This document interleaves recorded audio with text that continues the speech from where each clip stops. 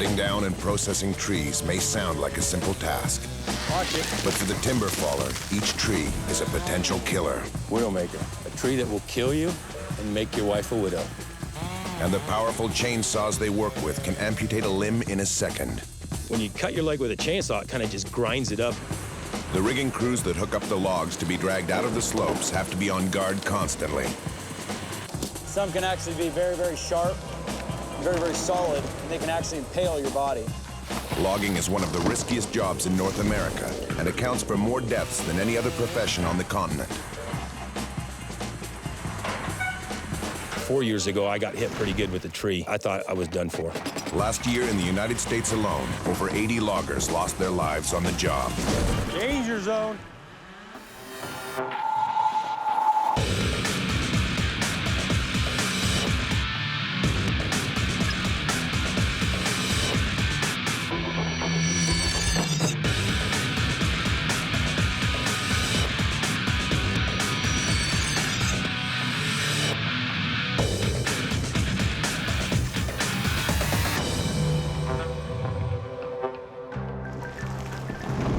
Today on flat ground, most of the logging is done by highly rapid machines. But these machines are useless on steep canyons. Logging on slopes is still done by fearless men called skyline loggers.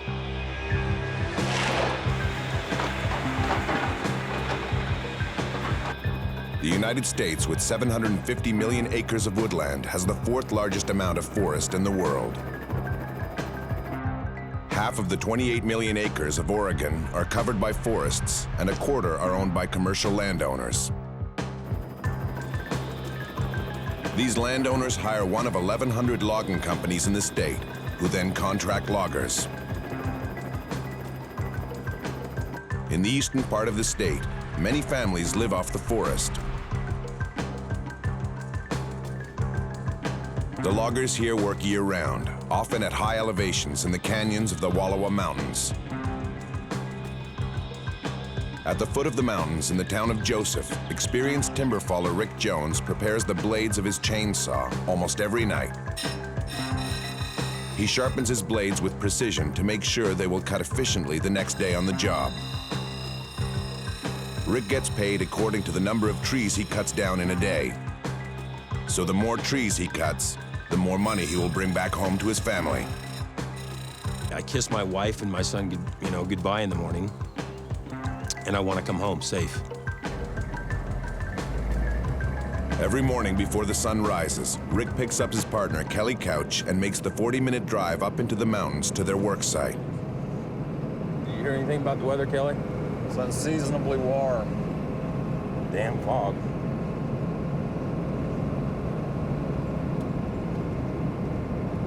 On these roads, you just want to watch out for log trucks. I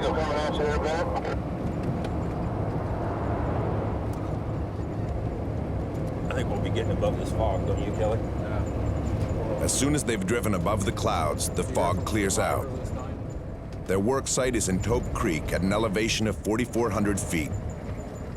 It's kind of nice having Kelly around. It's probably safer. I don't have to push it so hard. Rick drops off Kelly on the south side of the canyon so that he is far enough away to make sure the trees he's cutting won't fall on his partner.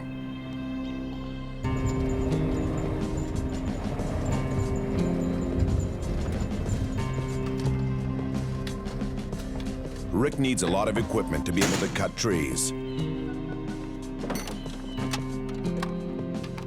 He puts on a back harness full of gear, including a radio for communication in case he has an accident. He also needs to load up with jugs of gasoline, oil, and water. His heavy chainsaw has a 3.5-foot blade.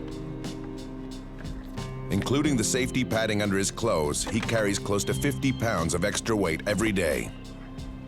Rick has 26 years of experience as a timber faller.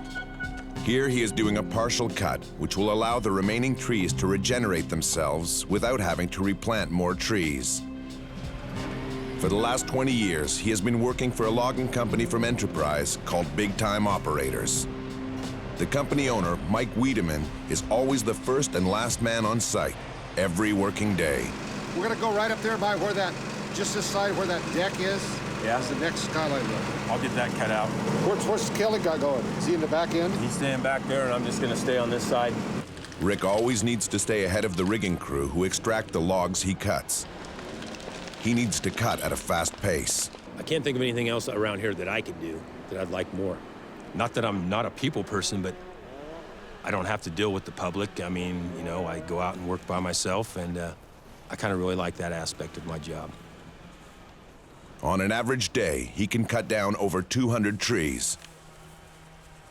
But in the winter, he will cut less since it's harder to move around on the snow-covered slope.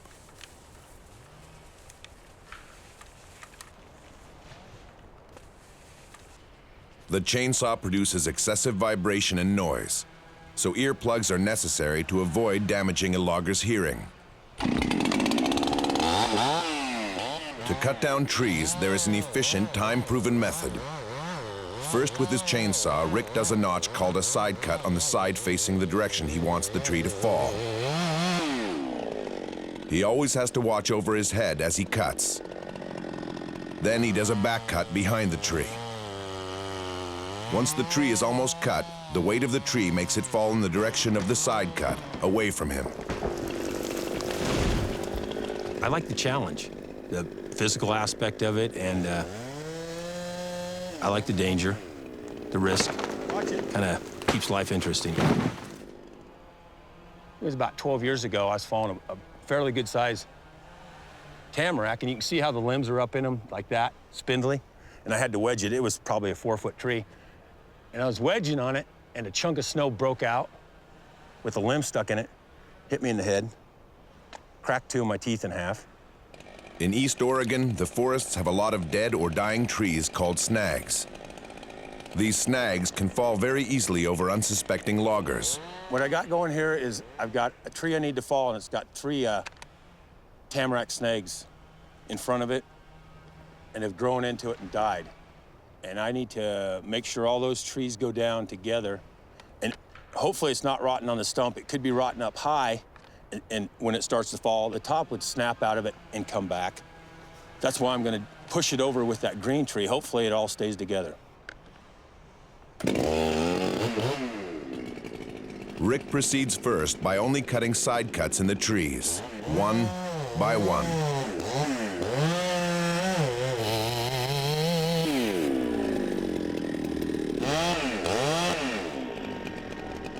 He moves slowly from tree to tree, hoping they aren't going to fall too early. This technique is called the domino and is not recommended unless it's absolutely necessary. It's risky because while you are pre-cutting the trees, they could suddenly all come crashing down on you.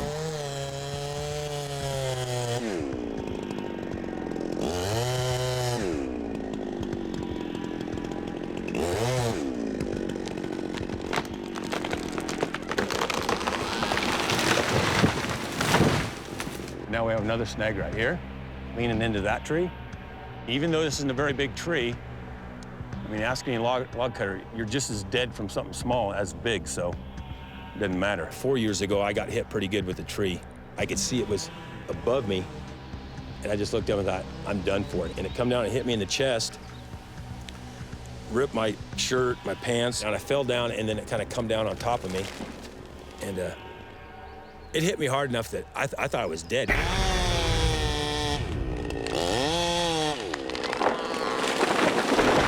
And I broke my wrist in 6 places and broke my navicular bone. And I did this job sawing timber for 5 months with a cast on my arm.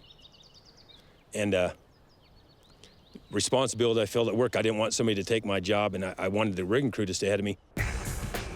Because the two timber fallers both log 25-foot wide corridors on each slope of the canyon, the rigging crew can move their skyline in a parallel manner. This allows them to extract the logs on both slopes at the same time. The 2-ton carriage rolls down on the skyline to the riggers down below in the canyon. The skidding line of the carriage rolls down.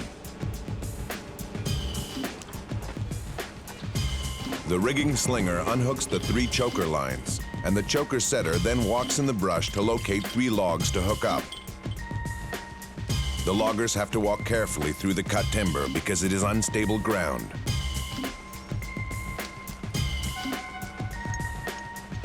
Once 3 logs are choked, the rigging slinger hooks the 3 lines back to the skidding line. And through a whistle communication system between the yarder and the rigging crew, the carriage pulls the logs up to the landing. This whistle here is a whistle to the yarder. I'll blow a stop. And then I'll unclamp the car with 3 whistles. It unclamps. And then I give Dan 2. And that's up-ho on the skidding line.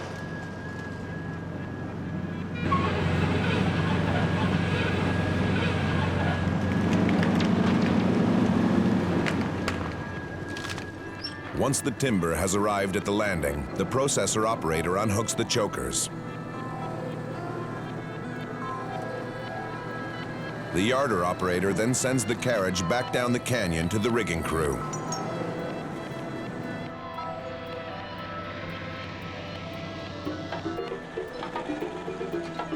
While they work below, the processor operator removes the limbs from the timber and measures the logs to length.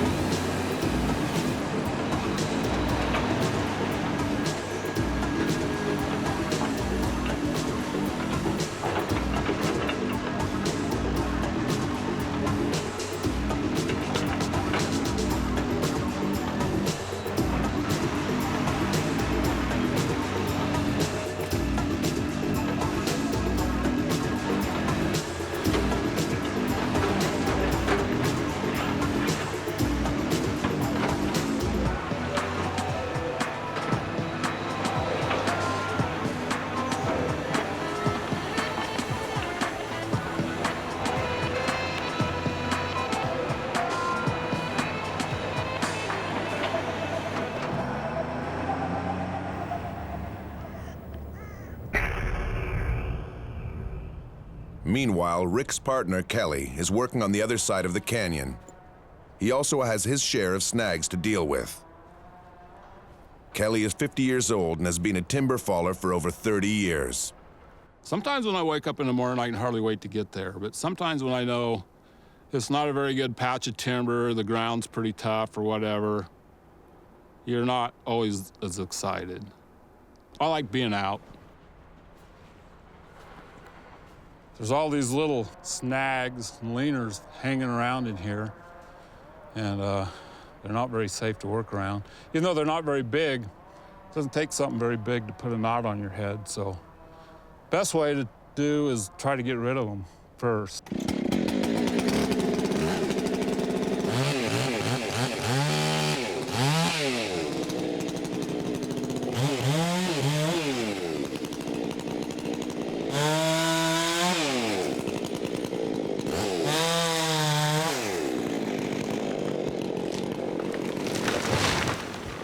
It worked, knocked them down.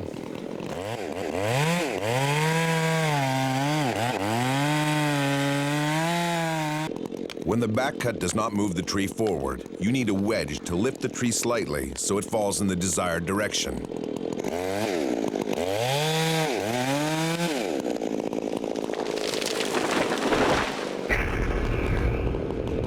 It's got to be alive. I had a top fall out of another tree that I didn't notice. And I just happened to look up at the time that it hit me, and it drove a branch down through this area. It went down through my eye socket, down into my sinuses, and well, they flew me to the hospital and they took it out. With safety glasses on, you feel like you're running around blind because they really restrict your vision from glare to dust to sweat, ice, fog. No one's come up with a good safety glass. These snags have no limbs left on them, and dead trees are often very fragile. It could fall. I don't want to be working around something that you know could get you. Even though that's not very big, it's big enough to get you, so. The vibration from his chainsaw could break off the treetop and a spear-shaped piece of timber could fall down and impale the logger.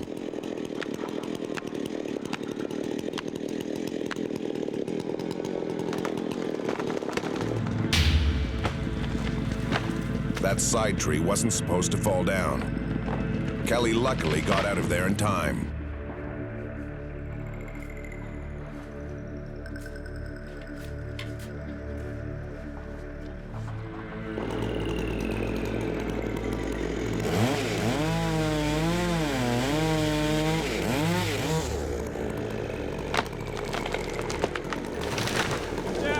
Suddenly, the roots of the tree he has his hands on lets go. He has seen this happen before. You can see right here all the roots are rotted off of it, and there's nothing left to hold it. It could have been a close call. Meanwhile, the riggers keep hooking up logs.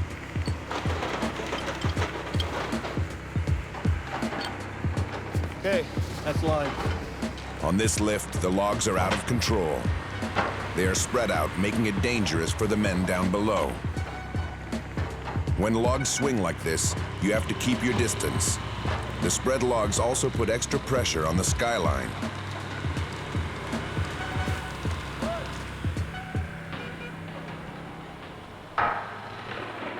Rick hears a bad noise. I think my car just fell out of the sky, Rick. Skyline break? Yeah, I'd say our long splice probably came undone. Roger. Luckily, no one was standing or working under the skyline and its 2-ton carriage. They would have been crushed. If line breaks, if you're standing in the way, hell, you get hit. Well, it kind of goes like in a phone cord. Sometimes it'll just go everywhere. The skyline cable is temporarily spliced together, but Mike will have to buy a new cable for tomorrow. Got to cook our soup. It's mid-afternoon and the hard-working riggers are getting hungry.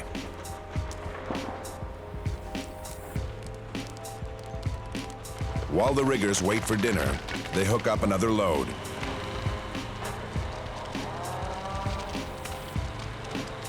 Yeah, you got wet feet. 15-pound boots turned into about 45. Well, go ahead and eat.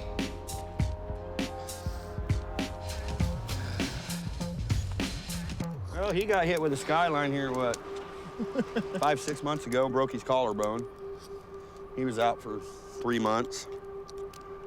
And what was it? About 4 years ago, me and him both got hit by the same log.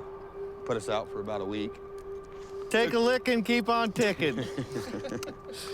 I've seen 3 deaths in the woods.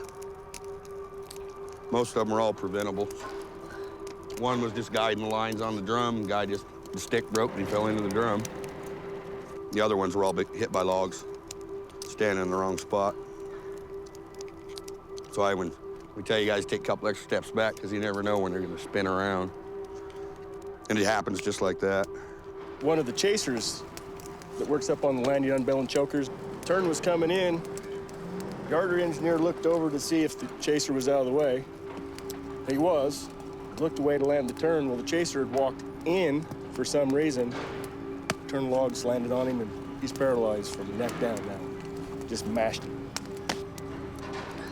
When I worked here about 7 years ago, we reached down to undo the shackle, and normally you can't pull them out by hand. Well, it was all wrapped around the trees, so I reached down there, undid the molly, pulled the pin out, and when I pulled the pin out, it just come unwrapped around those trees, and I jumped backwards, and it hit me right here, sliced me from there, but I didn't even have a chance to get out of the way. I mean, if it happens that fast. When we use the cat for tail hold, you run the skyline over the blade and under and hook it to the back of the cat. And for some reason, it pulled and it ripped the cat in half. I was standing on the deck of the cat when it went. So I hit the ground and I just got on the radio and said, "Man down." I punctured my lung and broke my back. So, man gotta make a living somehow. Rick has finished his workday and parks his chainsaw in a tree. He heads off home to his family. You line up this V with the front sight. Okay. Rick likes to spend time with his son, Grant. Aha! Did I hit something? You hit it. This looks really good. So how long is your drive? Only takes about 45 minutes. Well, that's a lot better than what you were driving. Yep, it beats a lot better than, what was that other job taking, 2? I think about 2 hours and 20 minutes one way. Please. Did the bear attack you? No bears, Grant. It's wintertime. Where do the bears go in winter? To hibernating. They hibernate. They hibernate. What about cougars? Cougars? Well, I haven't seen one since that last one attacked me.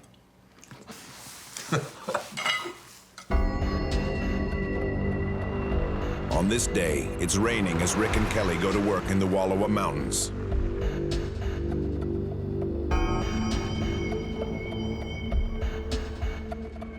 At an altitude of 4,400 feet, the rain quickly turns into snow.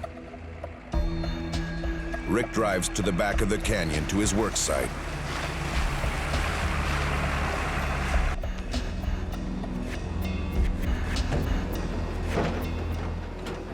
The snow has stopped falling. Rick's visibility is back to normal. What I do when I walk down my strips is I, like, scope it out, look for hazards I'm gonna be working back into, like seeing snags, kind of just making a mental note of it. So when I work back up the hill, I know what to expect. As soon as Rick starts his saw, the riggers know he is nearby.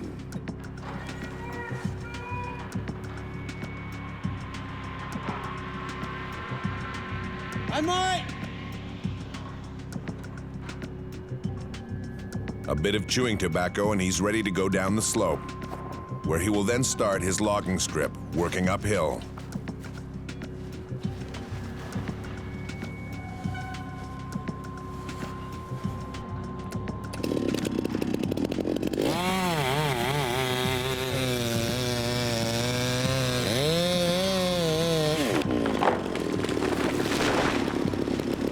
He finds more dead trees. Couple more white fir snags. We'll leave that tree, try to sneak it past that little leaf tree and hope it don't fill full of limbs come shooting back at me.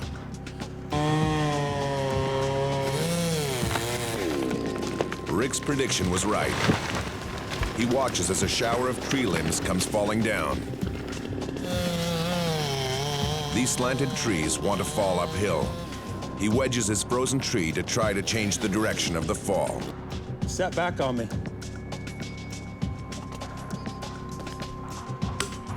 Watch this. If it's frozen, this wedge can come shooting out of there like a bullet.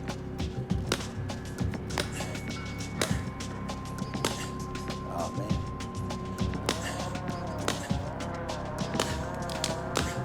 Come on. Hopefully it'll stay on the stump. Go where I want it. The wedge flies out, luckily in the opposite direction. It's frozen.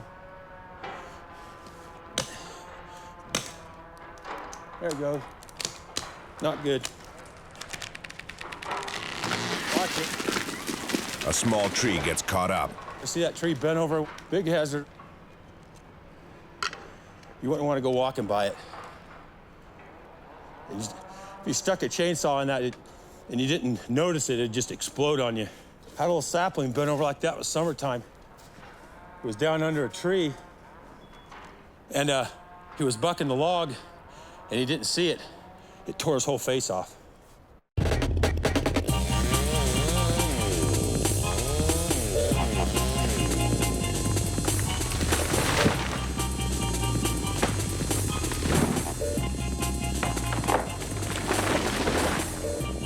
Rick's saw chain becomes loose.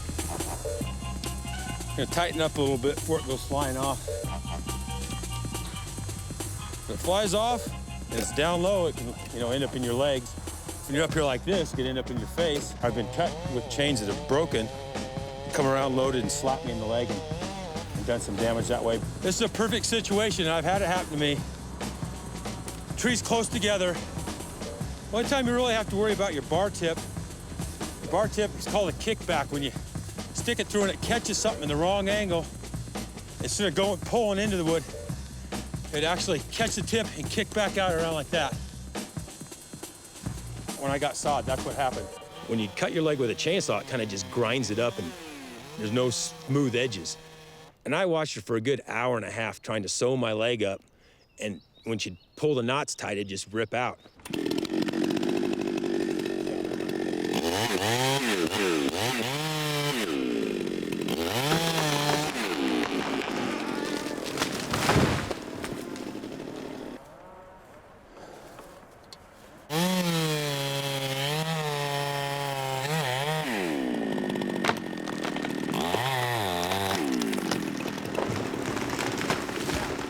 Rick has to be very careful here. The top of this snag could easily snap off. One fatal miscalculation and he could be crushed. Makes it fun. Well, you don't want to hit it more than once without looking up.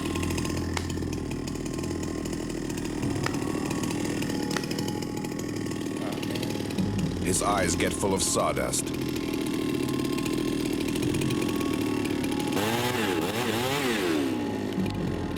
Finally, the snag lets go. The forest here is not only full of snags. Gold pine, they call them around here. It's probably close to 100 feet tall.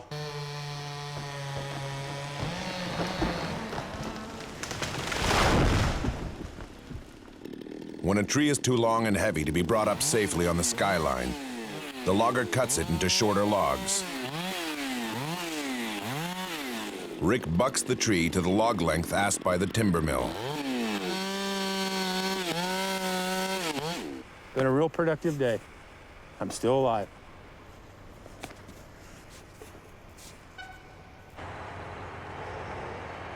He meets his partner Kelly, who walked around the canyon to find him and head home.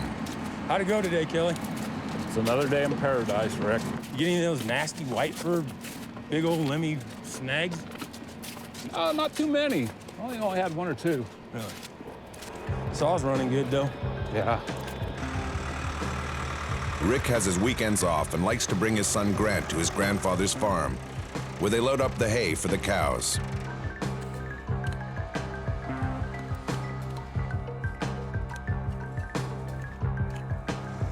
These days away from the forest re-energizes the logger for the work week ahead.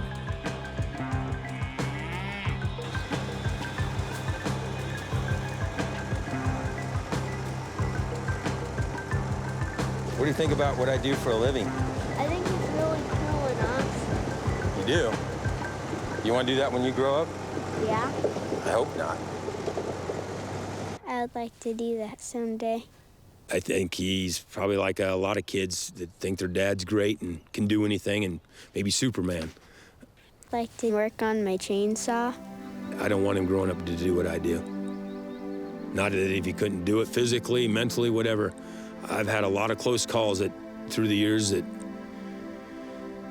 I wouldn't want him to be what I am. I really wouldn't.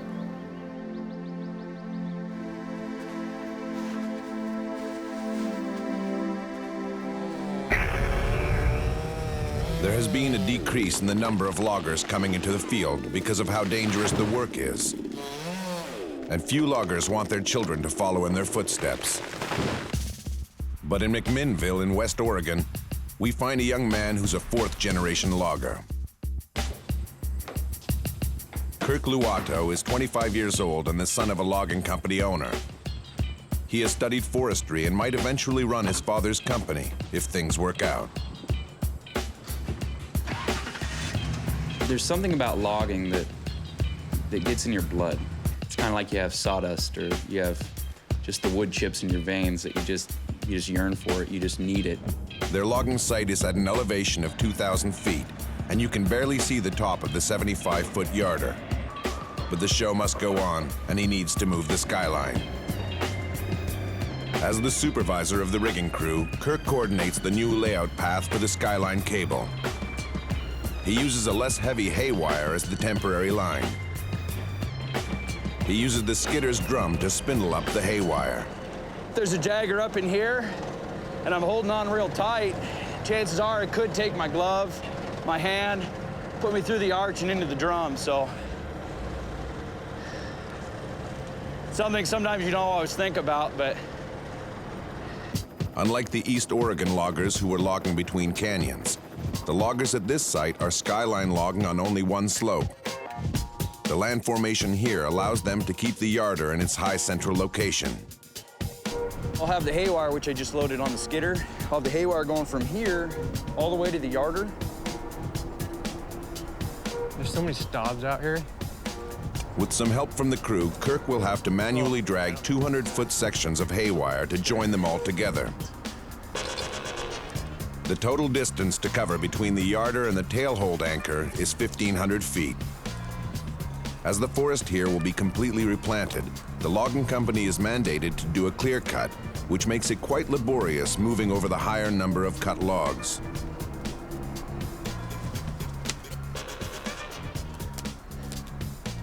Kirk needs to finish laying the remaining haywire sections down to the tail end.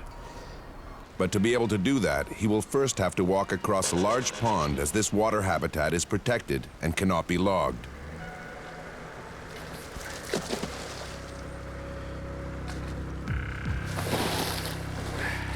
The water is freezing. How deep is it? Pretty deep. I'm gonna have to cut across. Okay, keep feeding me line. So trying to move my legs is an incredible task. Try not to fall over. If I get stuck in there, if I could have a really hard time getting out, could possibly end up being underwater for a little bit to just try to get my boots off.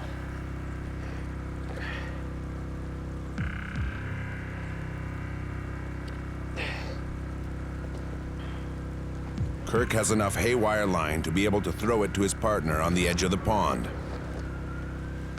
I'm freezing, freezing cold.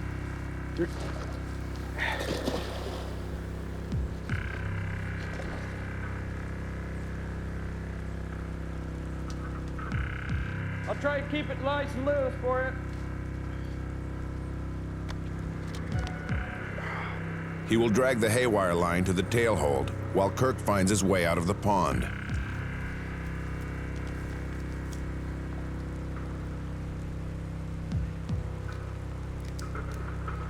Did you bring a change of clothes with you? Yeah, I do. All right, that's line, Kirk. Is that line? Yeah, that's line. Okay. I am very cold. I am frozen. I'm gonna go ahead on the yarder whistles to signal to him to go ahead and start pulling his haywire back up to the yarder.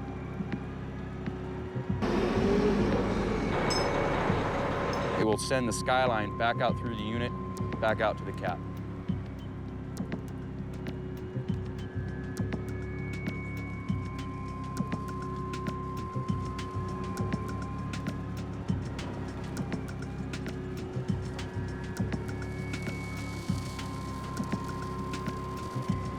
There it goes, it's cleared up. The skyline is pulled in.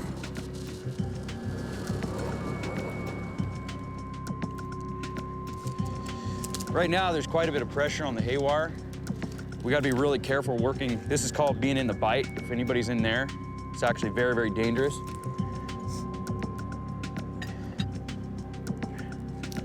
I'm gonna start up the cat here. I'm gonna park it behind something sturdy enough, like a stump, and then dig it in. I'm gonna dig the tracks in so that we're a secure anchor.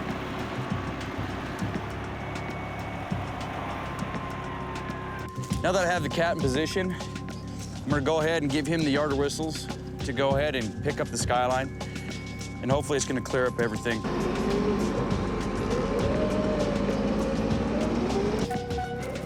The yarder tower pulls in the 1,500-foot-long skyline, suspending it until it becomes rigid.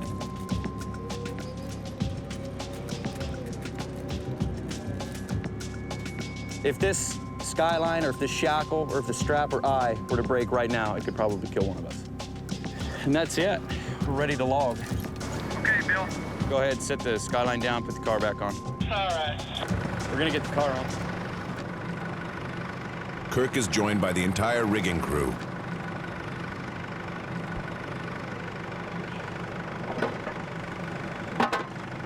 This top-of-the-line remote control sky carriage weighs 2.5 tons.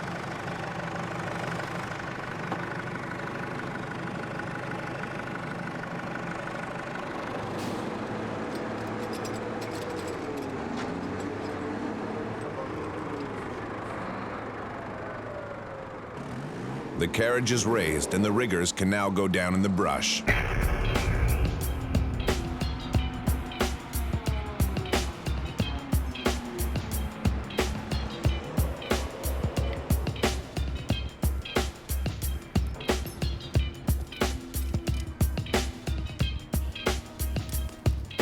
Right now, I'm not walking on any solid ground at all.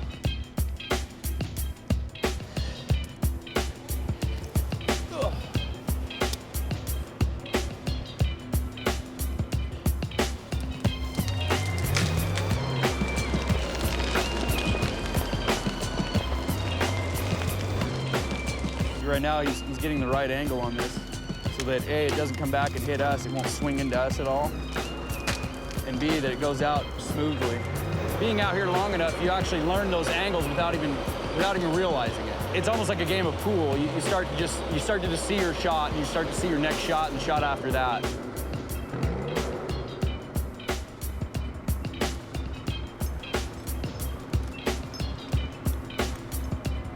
Yeah, you're free. The choker setter searches for log trunks under the brush. Come on, Milo, hurry up. My grandma's faster than you.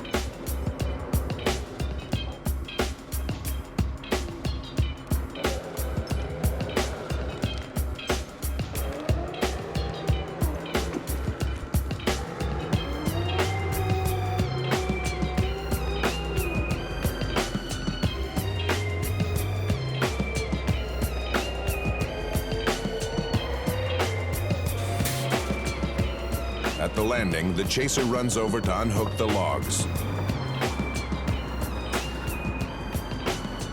But on this load, the lines get stuck between the logs. Before he gets hurt, he signals the yarder for help.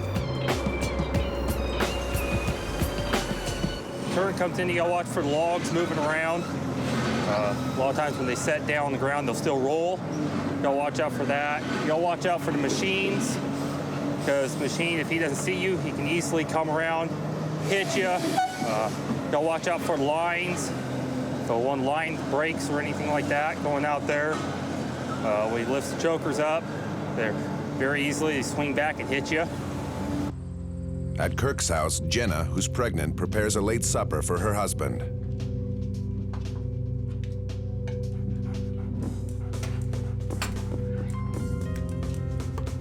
I know that this is a passion of mine, and I want to take everything that I know now and just keep learning every day from the older generation. I could never ask him to not do it. It would take away definitely a part of who he is. So, and that wouldn't be fair. So I accept it, and I've vented to his mom several times, she's been through this before. And I remember the first time, he works, goes to bed so early, and she goes, "Oh, in a few years you'll like that aspect of it." Kirk's always said he wants me to have 6 boys so he can have his own crew, but I don't think so. Be nice. No, it would not be nice.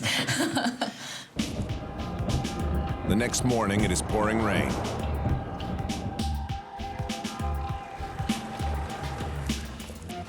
Bob Luato, the company owner and Kirk's father, arrives on the work site. He trusts his son to get the ball rolling each day before he gets here, but nevertheless also enjoys teasing him. How long are you going to be here? I thought you were going to be done already. Yeah, I'm ready to go. Well, I hope Kirk will eventually be able to take over the company and do what I did with my dad, and my dad allowed me to do, was to kind of come in and take over the business and start running it. And that's why I've got him doing what he's doing, to be able to train him to take over and learn how to run a company. I know that my dad, he's always expressed how happy he has been that I've actually decided to come into the logging industry. So far, he's working hard at it. He's still got some stuff to learn, but he's doing good. Even if it's wet and miserable in the forest, Skyline loggers cannot let their guards down. You could slip off and hurt yourself. You could slip, fall on what we call these stobs. They may seem pretty weak, but some can actually be very, very sharp, very, very solid, and they can actually impale your body.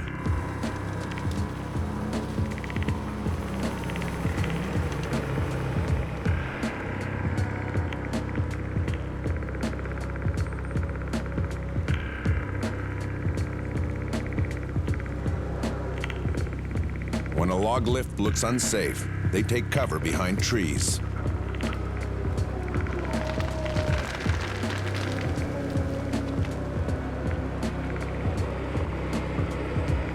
Without everybody working together, we can't accomplish anything.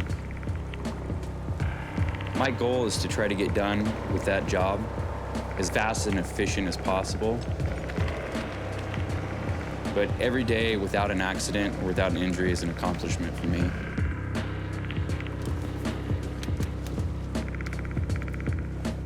You see this other log sitting next to it, I'm gonna get what's called a bonus. So I'm gonna choke both of them together so they're both at the same time. Even with only 3 choker lines, sometimes extra logs can be lifted. Sometimes the choke will come loose. Sometimes it can actually come unbilled.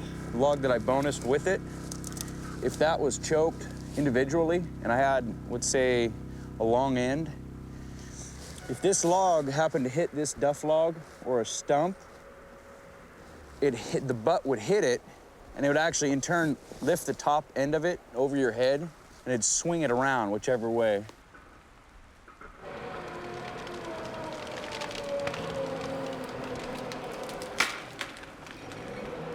You never know when a log will escape the cable rigging, but you know it can always be fatal. In situations like this, Troy and I were been trained to face about 45 degrees, so we're able to look at the turn going in, and we're able to look at where the turn came from. We always try to place ourselves in a situation where we can actually run to get out of the way. Like when they cut a chunk of a log off for whatever reason, sometimes it'll roll back down to you. Like, there's one sitting right up there, but it's long-wise, so it won't roll at us. But yeah, I've had stuff roll down. I've had tops come over at me. I've had sticks come at me. Logs. Yeah, it's just everyday thing. I've been hit in the face with those when they're swinging. They hit you in the face. I had my eye cut open. I got hit in the mouth. The men are cold and wet, but waterproof gloves would be too slippery to work with.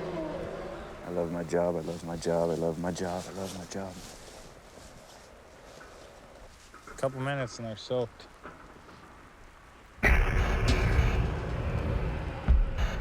Troy, who's now on the other side of the logged corridor, warns the men about a difficult choke. Hey, Milo has some top ahead hooked here, so watch your ass.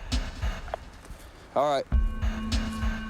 He choked a few trees at the end of the log. And what's gonna happen is they're gonna come out top ahead. So basically, big bushy end is gonna come swing around back at us. So I'm gonna stand right here and I'm gonna be careful. I'm gonna give him the go-ahead sign. I'm gonna keep an eye on him.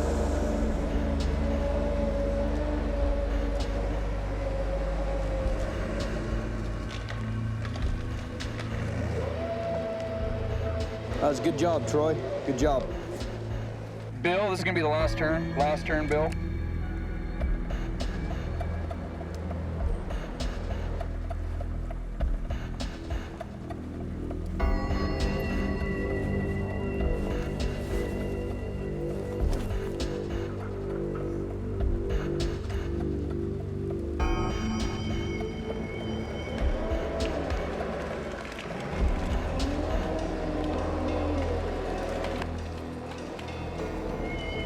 Let's get the hell out of here.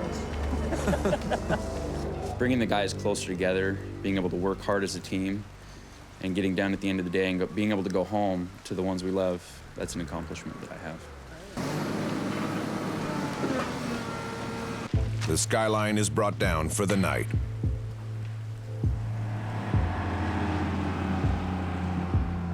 My dad still does log some, by the way. He's still at 77, he's still working. Oh, Mark got it. Kirk's grandfather is a retired logger who is still very active.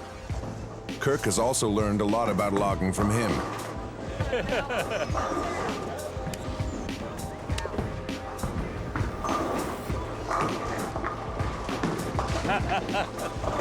Maybe his grandfather could also give him a few tips on bowling. How'd you do on bowling last night? We won all 3 games. Okay, good. Yeah, Grandpa turned it up at the very end. Did he get his money from you? He always gets his money from me. Okay, I just wanted to make sure that he was doing his job. He was.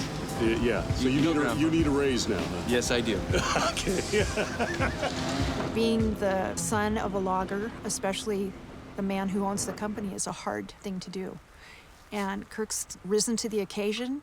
I say now I worry more about my son than my husband. I worried about Bob when we were first married. It was very scary. He would come home and tell me tales, and oftentimes it was, I almost got killed today. And it came from this side and it hit me and it knocked me out. And right in here is what actually cut my eye.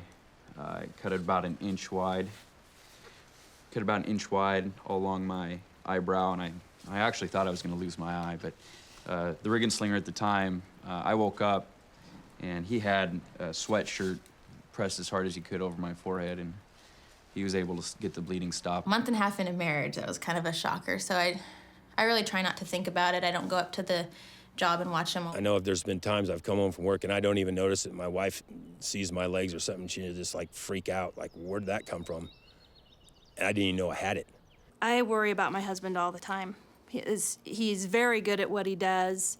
He has many years of experience, but it's still a very dangerous job. A man's got to know his own limitations. I think I know mine.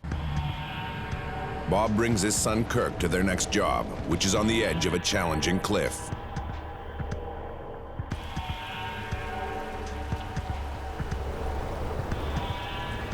On the map, it looked like there was a few cliffs in this corner. Yeah, there's a cliff, and it's probably about 80, 90% ground. It's just like this. So it goes over and just curls. And no roads to the back? I gotta walk back you there. got to walk about 1,000, 1,200 feet down off the top of the roads up there. Okay. It looks good.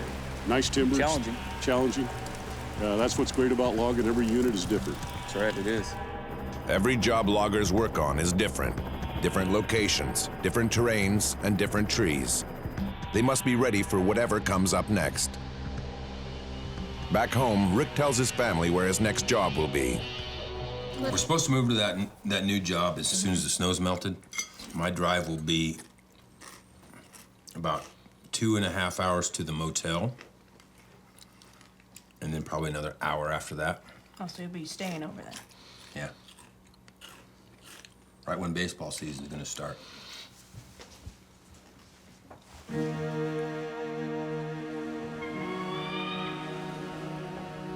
For so many years, we've been labeled as bad people or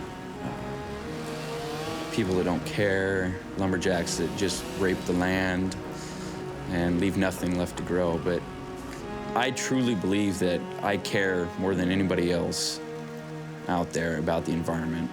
I do care what's going to be left for my children. My job's not all about making money. It's about, you know, making a better forest. We're not going to cut any more than what we harvest, and we're going to plant more than what we harvest every year. Trees are just a crop, basically, and you just have to manage them over a long period of time, and sustainable forestry does that.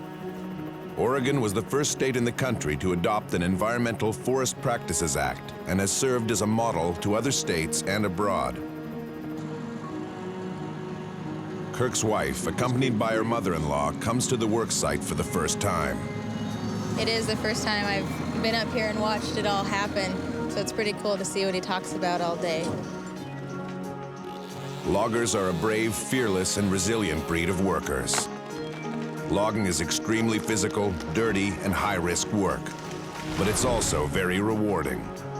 Sure, they'll admit it's a dangerous job, but they're glad to be the ones to do it.